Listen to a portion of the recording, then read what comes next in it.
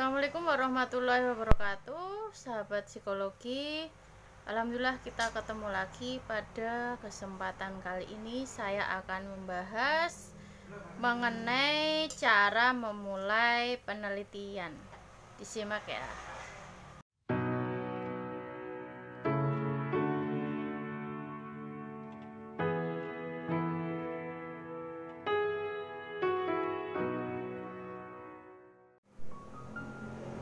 Sahabat semua, ketika kita akan memulai sebuah penelitian, memang baiknya kita harus mendasarkan pada suatu permasalahan terlebih dahulu. Jadi memang apa yang akan kita teliti itu adalah sesuatu yang penting dan mempunyai dampak yang baik ketika kita bisa meneliti tentang hal tersebut. Awalnya memang kita harus melihat dasein dan dasolen, yaitu sesuatu hal yang memang ada di dalam kenyataan sebenarnya dan juga ada di teori. Nah, kedua hal ini jika ada kesenjangan itu menyebabkan suatu permasalahan. Sahabat semua, yang harus kita awali dari sebuah penelitian adalah sebenarnya ketertarikan kita terhadap suatu permasalahan yang mana nanti kita angkat sebagai topik atau judul dari penelitian. Karena jika kita sudah tertarik pada suatu masalah tertentu, topik tertentu, maka itu akan menjadikan penelitian kita, prosesnya itu menjadi lebih senang gitu, karena memang kita sudah tertarik duluan terhadap tema tersebut. Nah, sahabat, ketertarikan kita terhadap suatu fenomena ini yang nantinya akan menjadikan kita itu memunculkan suatu pertanyaan penelitian. Nah, pertanyaan penelitian ini kemudian kalau di metode kuantitatif ini kita hubungkan dengan salah satu variabel, atau misalnya kita memberikan treatment atau perlakuan tertentu, yaitu dengan menggunakan metode kuantitatif eksperimen. Nanti lihat ya di bagian sini, suatu proses penelitian terlihat di bagian ini, yaitu ada masalah atau pertanyaan penelitian, kemudian nanti dilakukan telaah teoritis dan juga pengujian fakta, yang nanti kalau telaah teoritis akan diramu menjadi hipotesis. Nah, kemudian pengujian fakta itu menjadi suatu hasil yang mana nanti dari keduanya ini menjadikan kesimpulan. Nah, sahabat semua, untuk para peneliti pemula biasanya merasakan kesusahan gitu ya ketika akan melakukan penelitian, karena belum terbiasa untuk menemukan suatu fenomena yang itu bisa diangkat menjadi suatu tema atau topik maupun judul dari penelitian. Nah, gimana sih caranya biar kita bisa menemukan suatu topik masalah maupun nanti diramu menjadi judul penelitian?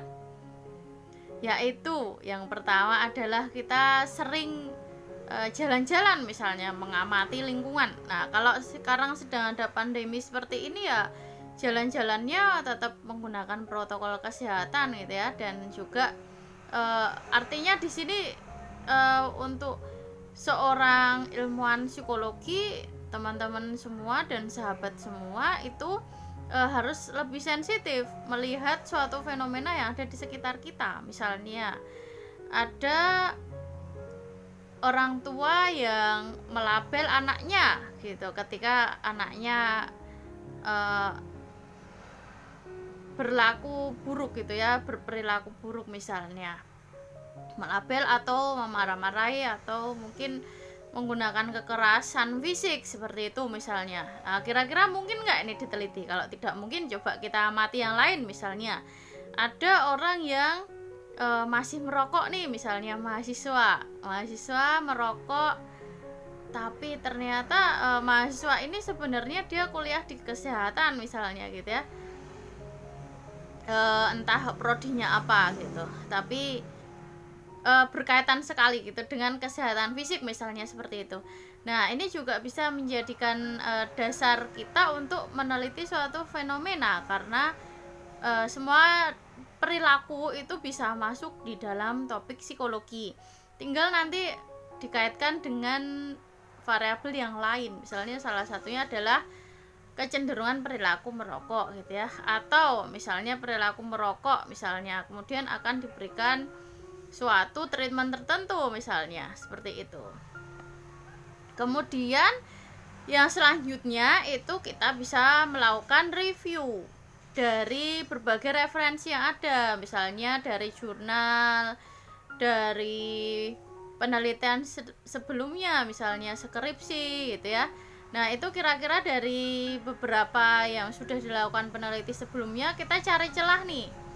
Kalau misalnya memang topiknya ternyata sama, dua variabelnya itu sama-sama dengan orang yang pernah meneliti sebelumnya atau peneliti sebelumnya, kira-kira perbedaannya apa? Karena ini adalah suatu juga yang ditanyakan biasanya ya ketika ujian gitu. Nah, perbedaannya apa kira-kira ini? Ini juga saya kira kalau misalnya dua variabel kita itu belum pernah ada yang meneliti sebelumnya, itu sudah nilai plus tersendiri gitu ya. Jadi ini juga salah satu tips saya kira ketika setelah mencari masalah kemudian akan menghubungkan dengan variabel yang lainnya seperti itu.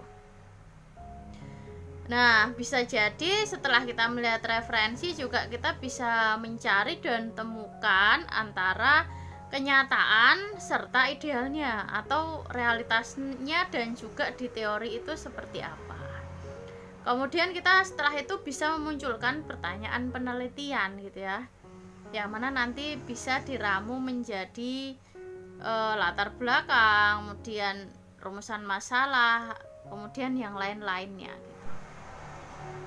Sahabat semua, mengenai tema atau topik penelitian ini memang susah-susah mudah gitu ya, terlebih untuk peneliti pemula. Dan biasanya permasalahan yang ada itu sangat kompleks gitu, sehingga kita perlu membreakdown atau mendetailkan lagi kira-kira yang bisa kita lakukan dalam penelitian ini apa gitu. Misalnya anak trauma karena pola asuh, tapi apakah kita kira-kira menjangkau nggak kita akan memberikan treatment ke orang tua gitu, dananya sampai nggak kira-kira, waktunya gimana gitu ya. Misalnya kita akan meneliti tentang COVID ini gitu, tetapi karena kita kan juga kalau ini sifatnya memang penelitian skripsi kan kita tidak bisa memprediksi ya kita akan lulus itu kapan. Apakah ketika kita akan lulus kemudian COVID ini masih ada, masih relevan gitu misalnya.